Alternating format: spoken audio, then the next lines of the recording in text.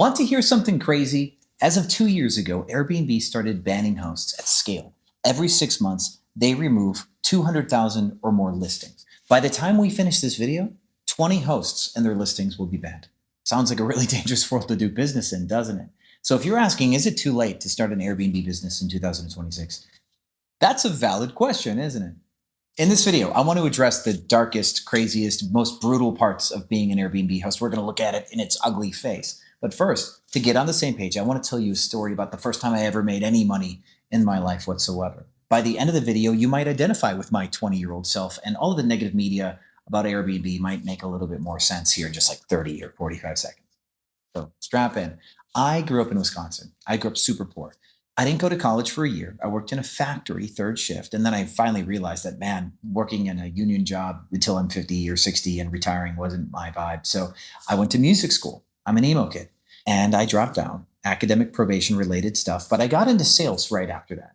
And this is where you guys might judge me. But in my defense, I didn't know any better. I got into sales in the newspaper industry in 2007. And this Airbnb conversation about whether or not it's too late to start an Airbnb business is going to be so similar to the story I'm telling you right now that it's crazy. And no, I'm not saying that Airbnb is going through a disaster event like the invention of the internet. That's what killed the newspapers ultimately. But the perception is there. So let's continue with the story. Hang on, this is a real knuckle biter.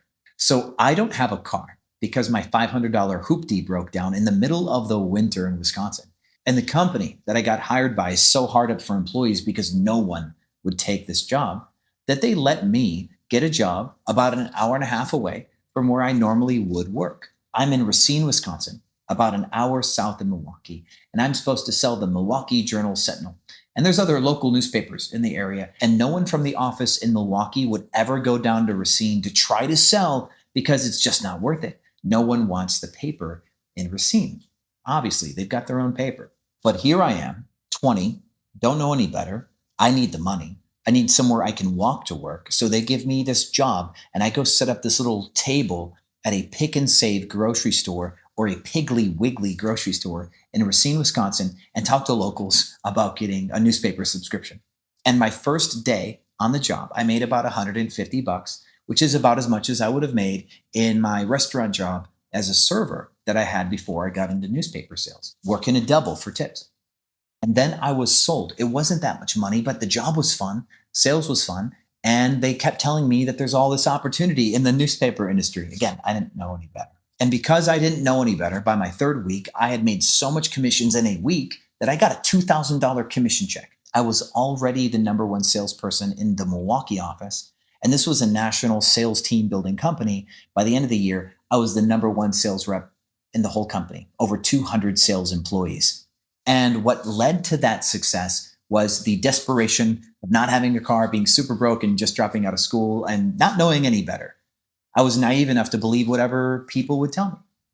And the fun part of this story was that there's some 40, 50-year-old guys that have been selling the newspaper for like a decade, 15 years in this job, right? They're lifers. And they would complain that newspapers are dead. It's just not as easy as it used to be. There's no commissions to be made anymore. They're quitting anytime soon. They're just always about to quit. And I remember a year later, I'm talking to one of these old dogs, and he's like, you know what? When you got the job, it forced us to recognize that we had to get it together and we had to start selling again, that our complaints were basically bullshit and we had to do our job. So thank you, because working next to you, I started making more commissions again. My young excitement for the position actually helped older people be more excited for the job that they lost that fire for. And what we have today is there are a lot of hosts that are like these old dogs, right? This industry is not easy like it once was. Newspapers, my God, weren't as easy as they were before. I started selling newspapers in 2007, 2008, when the internet existed, blogs existed, newspapers had websites that they were barely servicing. News was online though. I think most people had Yahoo as their browser and Yahoo had news. A lot of people would say, I get my news for free now. Happened all the time. So the question was never, were these complaints legitimate? The question was, is this no longer an opportunity I can make money in? And obviously I made plenty of money. I went homeless in 2009 after trying to be a sales manager. Totally different world, by the way. And a 22-year-old kid trying to be a sales manager for these 40, 50-year-old guys, I wasn't qualified. So I went homeless, c'est la vie. lived in a van for 4 months. I said I'd never sell a newspaper again because I was burnt out after a few years, but homelessness will change your mind about a lot of things. I started my own sales team, got a newspaper to give me a direct contract, and I built my first 7-figure business in the newspaper industry. I owned a company that did $1 million a year or better take home for me, by the way, in the newspaper industry until COVID hit 2020. The reason why COVID put that company out of business was because we could no longer go into grocery stores to sell people face to face because of the whole mask 6 foot thing. There's no longer a way to sell people. There's no longer a venue to do the sales. It's not that the product died, it's that the method of sales died. And this could be like regulations. In Airbnb, there are plenty of cities that are regulated, some more than others. Places like New York or Portland or Seattle are notoriously regulated. Los Angeles too. One of my students has a team of like 10 co-founders. And between Toronto and New York, they have about 200 doors. And they're doing about $20 million a year in a place where you're just not supposed to be able to succeed. But they found a way. There's always a way. But that doesn't mean that you should, because what they do is extremely hard, and they are a very rare case. This is all to illuminate the point that there are extremes. There's times where things seem easy or times where things seem impossible, and it's never really the case in either extreme. It's always somewhere in the middle. So to be candid, Airbnb is nothing like it was when I got started. And let's talk about these big changes, things that really affect you. If you're really thinking of starting an Airbnb business or you're really looking for a sign that you shouldn't, some of this stuff will probably fit both bags. When I started in 2014, I did it with about $4,000 to start my first property. I signed a lease for a place. It wasn't even to do Airbnb. That wasn't even ever part of the plan, but I ended up in the space by accident in 2014. Back then, leases didn't have any language that said that you can't do Airbnb. That's how unheard of this whole world was of Airbnb arbitrage, that whole thing. And between 2014 and 2017, I kind of ignored it. I just had a few doors and they were making about $5,000 net cash a month, but I just really didn't respect it because I had my 7-figure newspaper biz until the Super Bowl came in 2017 to Houston. And the news said that people would charge $1,000 a night. And then I was sold. Then I was in. And then I scaled. I started a YouTube channel in 2017. I had 10 doors at the time. I'm like, I'm going to show you guys arbitrage. It's going to be so great. And from 2017 to New Year's Day, 2020, about 3 years, I went to 103 doors from 10. And then COVID hit. But that's all documented on this YouTube channel if you ever were curious enough to see what that looked like. And then COVID really changed everything. Brian Chesky screwed everybody, made hosts upset. So hosts started quitting. And then Airbnb made other weird changes when they went public and guests started leaving the platform. And then the Hilton did this really fun anti-Airbnb campaign and hotels started to win their bread back from Airbnb. And it's been a big slugfest ever since. And here are the major changes that have happened within the last 3 or 4 years that have defined the space now. These are the things that you need to know because they affect you and they affect everybody. Airbnb is not the only channel. There's VRBO, Booking.com, Whimstay, Hopper, all of these other channels that are all fighting for business. Airbnb just put a company called Sonder out of business. They went bankrupt, but the real reason why they went bankrupt is because Airbnb changed some policies to target companies like theirs. Airbnb made this off-platform policy. You can't take a guest off platform. You can't get their phone number or try to market to them. You can do some stuff in some backdoor ways. We can talk about that one day if you're ever ready, but you really can't get people off the platform and not get in trouble by Airbnb. They've got something called a non-circumvention policy.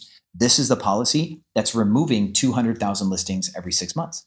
Airbnb is taking listings with bad reviews, deleting them, and then if you ever try to make a new listing, they'll catch you and delete those too.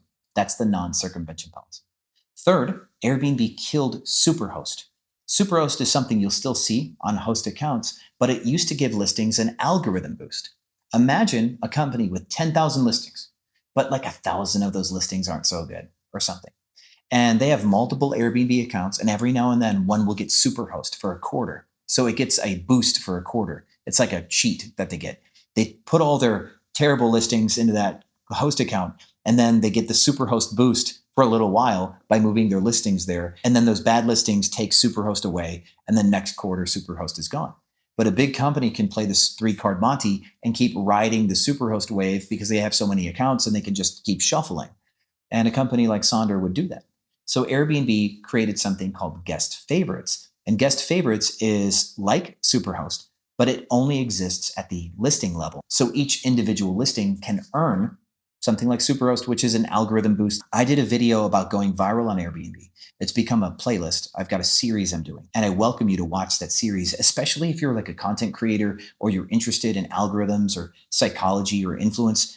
The way that we have to market on Airbnb is a lot like a YouTuber has to make YouTube videos. Wild stuff, by the way. And what you'd see in those videos is that a listing that I have in one building that's guest favorites gets over double the impressions of another listing that I have in the same building that does not. The other one actually has a pretty bad review score. So 4.35 review score, like 8,500 impressions over a certain period of time. And then the guest favorites was like 19,000 almost over a period of time. The amount of play that Airbnb will give you by being guest favorites is insanity. But the reason why I did this go viral on Airbnb series is because that red room, the one that has the bad reviews, has a 72% click-through rate because I was able to use YouTube techniques to get people to click. And it gets as many bookings as the guest favorites, even with less algorithm performance. And I tell you this for a couple huge reasons. I have a theory that 2026 will be the year of the marketer on Airbnb. People who start Airbnb businesses will need to be more marketing minded. Real estate's dead. The whole real estate investor thing. There's something that we like to call Globo Gyms in my program because I teach Airbnb. They're these big, expensive $1 million properties where somebody thinks that just having a rich property means you're going to get money on Airbnb. And that's so dumb. It's such a boomer take. You have to do design. You have to make the place fun. If people don't want to be inside your house, it doesn't matter if it's a $4 million house. So one, if you want to be an Airbnb host, be prepared to be a marketer, study content, study algorithms, study sales funnels, study thumbnails, copywriting for titles. That's going to be where the main thing is. And two, I tell you this because hosts don't want to make this key change. Everything that's happened over the last 4 years with Airbnb kind of losing pole position and Booking.com growing so fast, and they're having like a bunch of issues with people on TikTok complaining about like cleaning fees. You probably saw all that. And Airbnb having to change their policies to do stuff that both guests and hosts hate because they went public, right? They've got shareholders to make happy. All of these changes, hosts aren't happy anymore. Hosts are like the boomers from the newspaper business where they're like, it's not good anymore. I'm not just taking pot shots at these investors. I've got some friends who are Airbnb hosts. There's this one couple who had a property that was doing like 23,000 a month and they were profiting like 14,000. Then everything got a little normal and they were only profiting 7,000 a month on their house. I don't know if it's just me. Maybe you agree with me, but if you had a house that was net profiting 7,000 a month, you'd be happy with that, right? Now, if you had 15,000 a month before, you might be upset. And this herein lies my point. That property will only make $6,000 or $8,000 a month net now. Boo-hoo. And they will quit because it's less than 15. But if that was your house starting day one, I'm sure you'd be cool with even 5,000 net profit on a house, right? All bills paid, everything done, you have 5,000 in your pocket on one property. I'm sure someone without an Airbnb business would be fine with that. There's a changing of guard that is overdue in our space. And this industry is way more complex than it used to be because you don't just list a property, buy basic IKEA furniture and expect to make money. We have to build our Airbnb listings. We have to design them for the hero photo. We essentially have to clickbait people by making our place look interesting and curious and cool. It can't just look good. It has to look curious in the hero photo. And if you have what it takes to think like a marketer, to think like a content creator, if you enjoy learning about content and you enjoy psychology and stuff, man, this industry is ripe for you. If you're looking for passive income, I'm going to warn you, it's really not there like it used to be. There's not enough margins just to pay somebody to run it. And with what I'm telling you right now, the industry moves so fast that the people that you would normally pay to run it, they are failing because no one watches this content, by the way. Go look at how many views my videos get. All the sauce on how to do Airbnb for free, 5, 10, 15,000 views, sometimes 1,000 views on a video. There are hundreds of thousands of hosts in the country. There are millions of listings. And these boomers, these property manager types, they're just sitting dead in the water. No innovation, no pushing forward. So where you would land in the competitive landscape is pretty predictable. Market to market. In a place like Miami, people are really good at this. In a place like St. Louis, not so much. Place like Milwaukee is probably pretty easy too. Suburban locations also are pretty darn easy as well. There are a few key cities like a Chicago or a Miami where everybody is really good, really competitive, but there's always room because the way that we look at this, the way that I do and I teach my students is it's not how many listings exist, but it's how many good listings exist. And we did see a negative version of this. I was coaching one of my students in Columbus, Ohio, and we did a search and everything was available. All the guest favorites were unbooked. And that's scary. If you go to a market, you do market research, and all of the listings that are available to be booked last minute are all guest favorites, that means that the very best listings in the market are still unbooked, which means nobody's getting booked. But if you went to a place like Philly and went to go search, and all the stuff that was available is like kind of shoddy, that means that all the good stuff is booked, because Airbnb would show you the good stuff if they had some good stuff left. I'm being tangential because there's so many things that I want to tell you that are all valid for this bigger conversation, but it would be an hour and a half, I think, and I'm trying to compress it into a sub 20 video. But I want to let you know that if you wanted to find your opportunity in Airbnb and see if it was worth it, we do market research on Airbnb on the platform level, and we look to see if there's opportunity. And there's very clear signs if yes or if no. No matter where we do this business, we're going to design a listing to perform better than everybody else, because this is the type of industry where every year people get a little bit better, but the listings stay the same. You buy furniture, you don't want to buy furniture again next year, right? You don't want to keep constantly investing in new stuff. That's expensive. So any industry where the listings are 3 or 5 years old, they're all going to be old school. They're not going to be following this concept of like click hacking and going viral and clickbaiting people with cool interior design. Somewhere like Nashville, you can see some crazy cool listings. And in a way, you could really just copy something from Nashville, put it anywhere else, and you'd win. There are really silly ways to just kind of guarantee success in this space. And then no matter what though, right? If you did that and you did find a shortcut to do cool stuff in Airbnb, you're running a business. And that's probably the main thing I think most people don't understand. You're hoping for passive income. You're hoping to invest and pay somebody else. But like I said, the margins are tight. So you're going to want to run it yourself and then train somebody from scratch to run your properties for you on a salary and pick up enough properties so the salary is roughly like 8% of your revenue. And then, yeah, you can kind of go passive. I quit the business for 2 years and I did it a little bit prematurely because I just needed to get out for a while. And my business did suffer in my absence, and I should have probably kept up with meetings and things. But of course, we learn as small business owners, we learn from our mistakes. And so I'm back in my business. And the next time I take a big fat vacation, it'll be fine, which I did last year. I took 7 months off. And after Burning Man, I took my bus and went all over the West Coast. And it was a really cool time. And my company didn't fall apart that time, which was nice. So is it too late to start an Airbnb business? The answer is yes and no. The reputation of Airbnb 2021, that's gone. The whole Lambo bro thing is not happening. There is real room for innovation in the space. There's still plenty of money to be made. And for the right person, the Lambo thing is probably possible, but it's really more likely going to be the content creator type that knows how to make things go viral. That's really what I think about 2026. A lot of hosts are quitting or not doing what they should do because they don't want to. On principle, they want to dig their heels in and say, I'm not trying any harder than I ever have because I'm making less than I ever have. And they're sad and they're detached or disengaged. And thus, the opportunity there is great because these hosts that are just looking for an excuse to quit, you could be their excuse to quit. That's one of my favorite things about business, right? This is my 6th business, and newspapers were brutally hard. This is easy. This is child's play compared to newspapers. I'm competitive. I love it. And if you're competitive and you're looking for something where you can knock somebody down the ladder, you want to rank on something, you can rank on Airbnb, right? You can ladder this thing. And it makes more money than playing video games, unless you're someone that clicks. So if you have questions about this industry, you want me to give you like some cool truths to some hard questions, I'm totally down. I'll be in the comments if you want to have that conversation. I'm going to leave that video how I went viral with the average listing right here so you can watch it. Some of this stuff will blow your mind.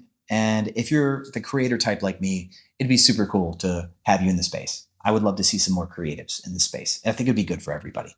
Thanks for watching this video. And as always, I'll see you on the other side.